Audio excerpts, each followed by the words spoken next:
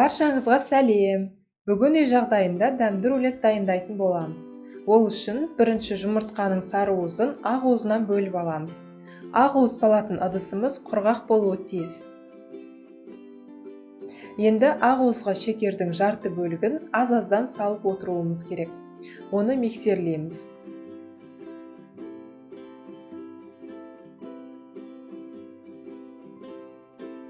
Көріп тұрғандарыңыздай, аппақ крем секілді 2 есеге көтерілуі керек. Енді сары уызға қалған шекерді, күнбағыс майын және де сүтті қосып, жақсылап араластырамыз.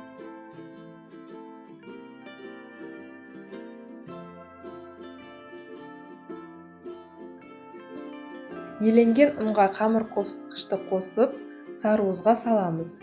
Біркелкі болғанша араластырамыз. Енді ақ уызды қосып, миксермен емес, лопатка немесе қасықпен жаймен араластыру керек.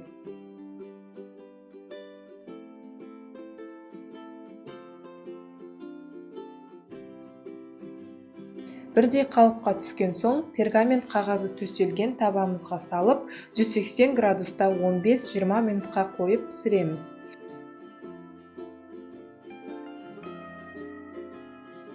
Пісіру уақыты пешіңізге байланысты, менде 20 минутта пісті. Енді келесі бетіне аударып, пергамент қағазынан абайлап ажыратып аламыз.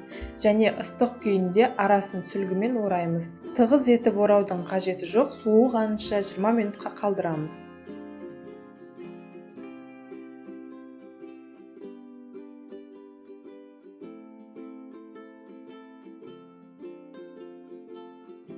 Содан соң арасына қалауларыңызша джем, варенье немесе крем салуларыңызға болады.